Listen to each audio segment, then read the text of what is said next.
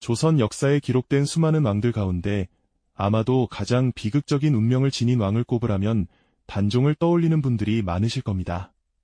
어린 나이에 왕위에 올라 짧은 영화를 누렸지만 결국 숙부의 손에 폐위되고 쓸쓸히 죽음을 맞이해야 했던 비운의 왕이죠. 그런데 과연 단종의 마지막은 그저 스스로 택한 길이었을까요? 아니면 거스를 수 없는 강요된 운명이었을까요? 오늘 우리는 한왕의 죽음이 남긴 500년 미스터리의 서막을 함께 열어보려 합니다. 단순한 역사적 사실의 나열을 넘어 거대한 권력의 비정함과 그 앞에서 한없이 나약했던 인간의 모습이 교차하는 비극적인 서사를 깊이 탐구하고 여전히 논란 속에 있는 그의 죽음 뒤에 숨겨진 진실을 함께 찾아가는 여정에 여러분을 초대하고 싶습니다. 단종은 1441년 조선의 6대 왕 문종의 외아들로 태어났습니다.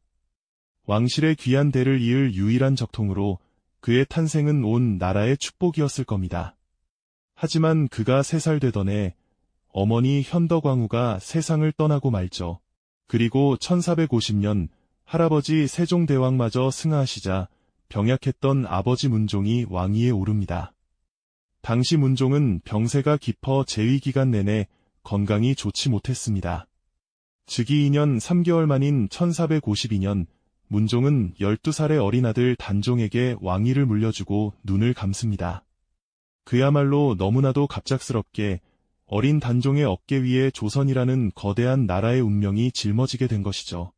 12살의 어린 소년에게 왕관은 분명 너무나도 무겁고 버거운 짐이었을 겁니다. 당시 조선은 건국된 지 갓 50여 년이 지난 신생 국가였지만 이미 권력의 중심에는 노련하고 야심찬 신하들이 자리하고 있었습니다. 세종대왕과 문종에 굳건했던 왕권이 갑작스럽게 흔들리면서 조정은 마치 거대한 폭풍 전야처럼 불안한 기운으로 가득 차 있었죠. 어린 단종이 즉위하던 날 화려한 면류관을 쓰고 용상에 앉아 있었지만 그의 얼굴에는 불안과 두려움의 그림자가 드리워져 있었을지도 모릅니다. 이제 막 피어나는 새싹처럼 연약한 어린 왕은 마치 끓어오르는 용광로 같은 궁궐 안에서 홀로 외로운 싸움을 시작해야만 했습니다. 어린 단종의 뒤에는 대비의 수렴청정이 있었지만 실질적인 왕권은 매우 취약했습니다. 당시 조정의 실세는 영의정 황보인과 좌의정 김종서 등 문종의 고명 대신들이었습니다. 이들은 왕실의 안정을 위해 어린 왕을 보필했지만 그들의 막강한 권력은 또 다른 이들의 시기와 야심을 자극하는 불씨가 되기도 했습니다. 그리고 그 중심에는 바로 단종의 숙부 수양대군이 있었습니다. 세종대왕의 둘째 아들이자 문종의 아우였던 수양대군은 학문과 무예를 겸비한 출중한 인물이었습니다. 그는 이미 강력한 왕실의 종친으로서 자신의 세력을 구축하고 있었죠. 단종의 즉위식에서 어딘가 모르게 깊은 야심을 품은 듯한 수양대군의 눈빛과 그를 따르는 무리들의 움직임은 마치 고요한 호수 아래 감춰진 거대한 소용돌이처럼 불안한 미래를 예고하는 듯했습니다. 어린 왕의 위태로운 상황은 그를 지켜보는 이들에게 깊은 연민과 함께 앞으로 닥쳐올 비극에 대한 예감을 안겨주었을 겁니다. 과연 이 어린 왕은 거대한 권력의 파도 속에서 자신의 자리를 지켜낼 수 있었을까요? 그 질문에 대한 답은 이미 역사가 비극적인 운명으로 기록해 두었지만 우리는 그 시작점에서부터 그 모든 과정을 차분히 따라가 보려 합니다. 이처럼 어린 왕을 보필하며 권력을 굳건히 지키던 김종서, 황보인 등의 고명 대신들은 수양대군의 눈에는 거추장스러운 존재로 비쳤을 겁니다.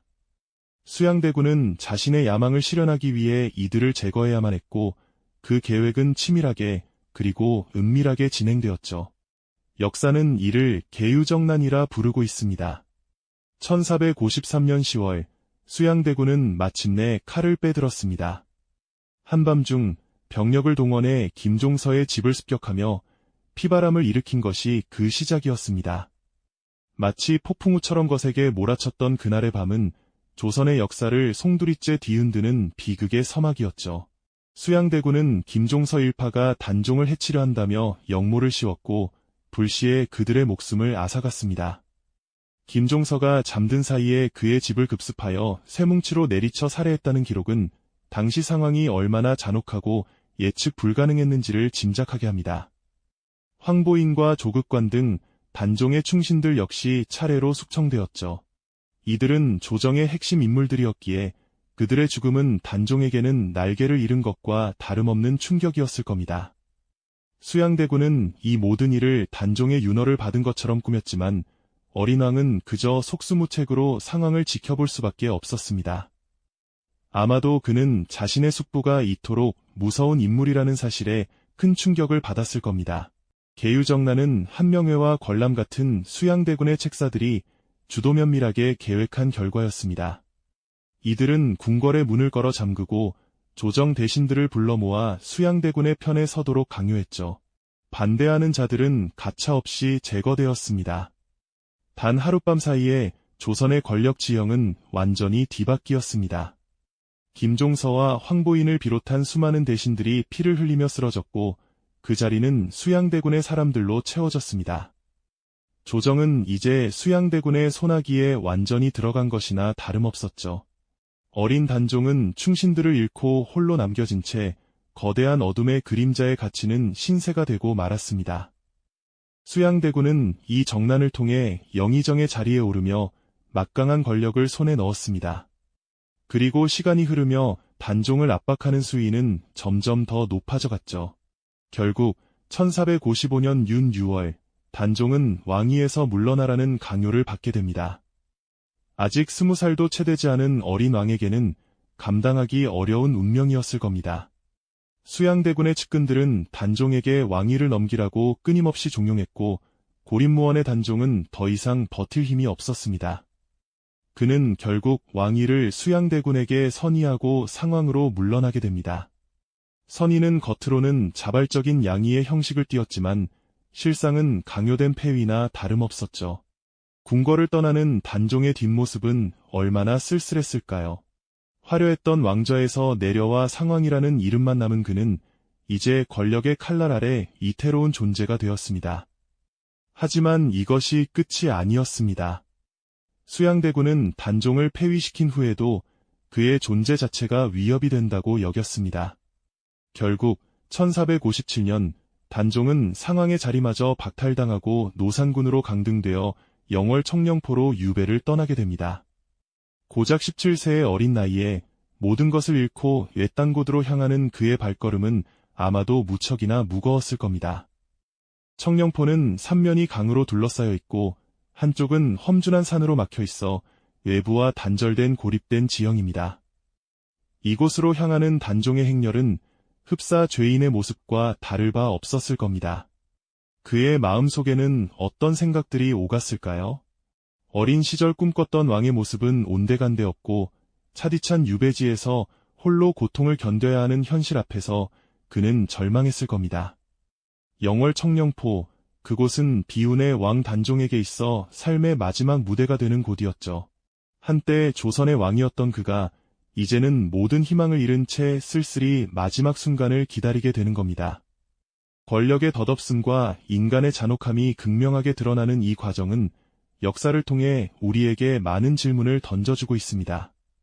과연 절대 권력이란 무엇이며 그 앞에서 한 인간의 삶은 얼마나 나약해질 수 있는 걸까요? 어린 단종이 겪어야 했던 이 비극적인 몰락은 우리에게 깊은 안타까움을 안겨주며 다음 이야기를 향한 궁금증을 키워주고 있습니다. 과연 유배지에서 단종은 어떤 삶을 살았을까요? 그리고 그의 마지막 순간은 어떤 모습이었을까요?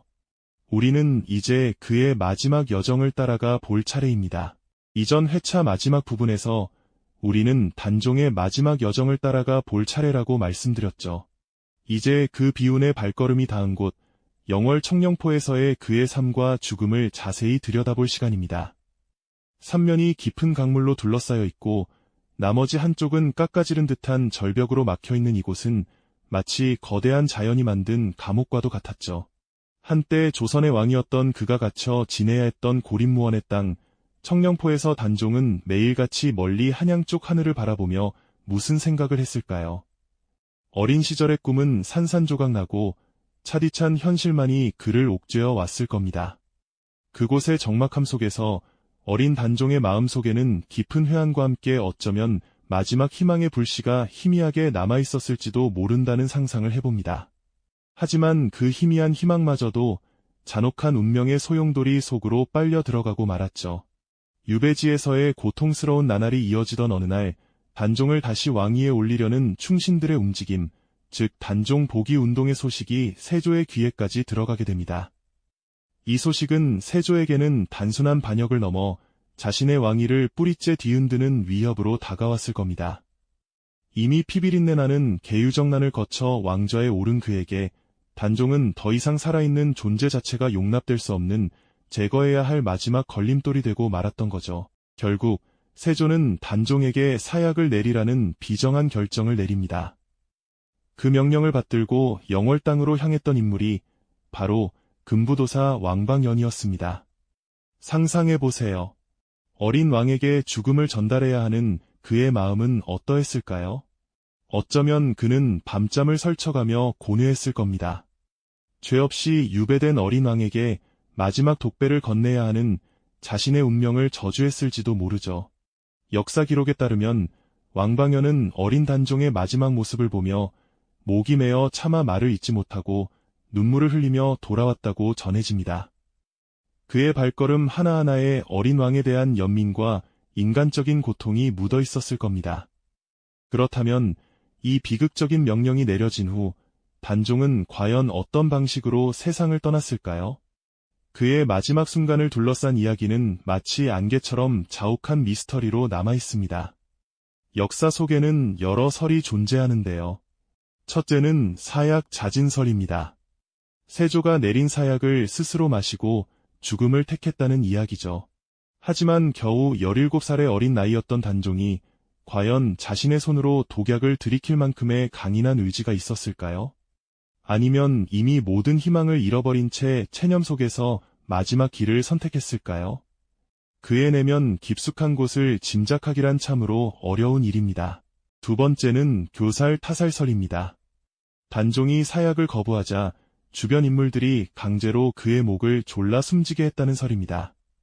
만약 이 설이 사실이라면 단종은 마지막 순간까지 삶의 끈을 놓지 않으려 발버둥 쳤을지도 모릅니다. 힘없는 어린 왕이 겪어야 했던 잔혹하고 처절한 마지막 순간이었을 겁니다. 차가운 손이 목을 조여오는 그 순간 그의 눈에는 어떤 풍경이 스쳐 지나갔을까요? 어쩌면 불과 몇 년 전 환호성 속에 왕위에 오르던 자신의 모습이 아련하게 떠올랐을지도 모르겠습니다. 그리고 세 번째는 자결설입니다. 사약을 마시지 않고 다른 방법으로 스스로 목숨을 끊었다는 이야기입니다. 어쩌면 그는 마지막 남은 왕으로서의 자존심을 지키기 위해 스스로의 방식으로 죽음을 선택했을지도 모릅니다. 하지만 이 역시 명확한 증거는 부족합니다. 어떤 식으로든 그의 죽음은 타의에 의한 강요된 죽음이었다는 점에서 비극적인 결말은 변치 않습니다. 중요한 것은 그가 자신의 의지대로 삶을 마감할 수 없었다는 사실이죠. 이처럼 단종의 죽음은 500년이 넘는 시간 동안 풀리지 않는 숙제로 남아있습니다. 과연 그날 영월 청령포에서는 어떤 진실이 숨겨져 있었을까요? 어린 왕 단종의 마지막 눈빛은 무엇을 향하고 있었을까요? 그의 죽음은 단순한 한 개인의 비극을 넘어 절대 권력의 잔혹한 속성을 우리에게 다시 한번 일깨워줍니다. 한 나라의 왕이었던 그가 권력의 희생양이 되어 비참한 최후를 맞이했다는 사실은 역사를 통해 우리에게 끊임없이 질문을 던지고 있습니다. 과연 진정한 왕의 자격이란 무엇이며 권력의 무게는 또 얼마나 무거운 것일까요? 그 질문의 답을 찾아가는 길목에서 우리는 어린 왕 단종의 마지막 순간에 대한 더욱 깊은 미스터리와 마주하게 됩니다. 유배지 영월 청령포에서 한양을 그리워하던 그의 삶은 어떤 방식으로 끝을 맺었을까요? 역사 속에는 단종의 죽음을 둘러싼 여러 이야기들이 존재합니다. 과연 그는 스스로 운명을 택했을까요? 아니면 타의에 의해 비극적인 최후를 맞이했을까요? 가장 널리 알려진 것은 바로 사약 자진설입니다. 이는 단종이 스스로 독배를 받아 마시고 생을 마감했다는 이야기죠. 당시의 기록들은 대개 이러한 형태로 그의 죽음을 전하고 있습니다. 세조는 단종 복위 운동이 끊이지 않자 더 이상 이협을 감수할 수 없다고 판단했고 결국 단종에게 사약을 내리라는 엄명을 내렸습니다. 이때 금부도사 왕방연이 영월로 향하게 되죠. 기록에 따르면 왕방연은 단종에게 사약을 전달하면서 비통함을 금치 못하고 눈물을 흘렸다고 합니다. 어쩌면 그는 왕명을 거역할 수도 어린 왕을 살릴 수도 없는 상황에서 깊은 고뇌에 빠졌을지도 모르겠습니다. 하지만 이 설을 마냥 자진으로만 볼 수 있을까요? 임금이 내린 사약은 거부할 수 없는 절대적인 명령이었습니다. 이는 사실상 강요된 죽음, 즉 자진을 가장한 타살에 가깝다고 보는 것이 옳을 것입니다. 한나라의 왕이었던 단종에게는 어떠한 선택권도 주어지지 않았던 셈이죠. 또 다른 주장은 교살 타살설입니다. 이는 단종이 사약을 거부하자 세조의 명을 받은 자들에 의해 목이 졸려 살해되었다는 비극적인 이야기입니다. 공식적인 기록에는 남아있지 않지만 민간에 전해지는 야사나 일부 학자들의 해석 속에서 이러한 설이 꾸준히 제기되어 왔습니다. 실제로 단종이 사약을 받았음에도 이를 거부하거나 망설였을 가능성도 충분히 고려해 볼 수 있습니다. 어린 나이에 감당하기 힘든 고통을 겪어온 그가 마지막 순간까지 삶에 대한 희망을 놓지 않았을 수도 있고요. 만약 사약을 거부했다면 세조의 입장에서는 어떤 수단을 동원해서라도 단종을 제거해야 했을 것입니다. 이 설은 절대 권력의 잔혹한 속성을 더욱 극명하게 보여주며 단종의 죽음이 얼마나 비참하고 강압적이었는지를 상상하게 만듭니다. 밧줄로 목이 졸린 채 생을 마감했을 단종의 모습은 상상만으로도 가슴을 저미는 아픔을 남기죠. 이외에도 스스로 목숨을 끊었다는 자결설이 거론되기도 하지만 이 역시 사약 자진설과 크게 다르지 않은 맥락에서 이해될 수 있습니다. 중요한 것은 그의 죽음이 결코 단종 본인의 온전한 의지에 따른 것이 아니었다는 사실입니다. 어떤 방식으로든 그는 권력을 지키려는 자들의 욕망과 야욕 속에서 희생양이 되고 말았던 것이죠.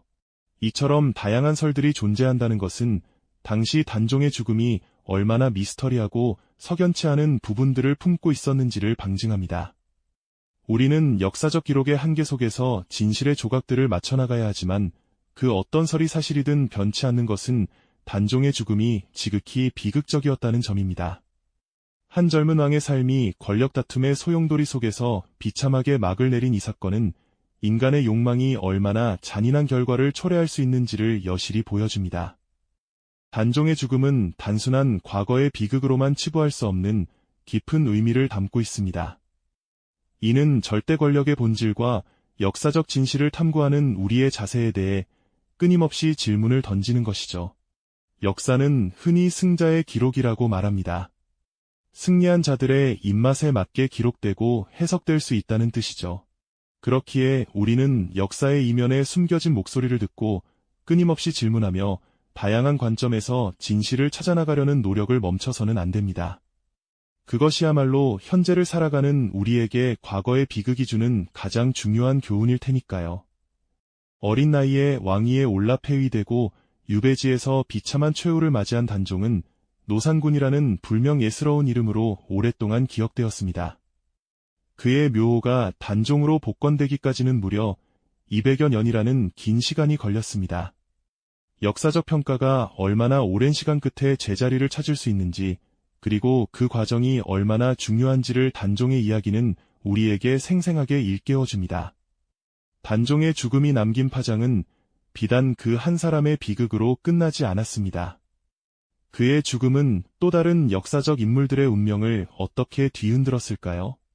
다음 이야기에서는 단종 복위운동과 그 과정에서 희생된 사육신, 그리고 절개를 지킨 생육신의 비극적인 스토리를 더 깊이 들여다보겠습니다. 이 영상이 도움이 되셨다면 좋아요와 구독 부탁드립니다. 여러분의 응원이 제게 큰 힘이 됩니다.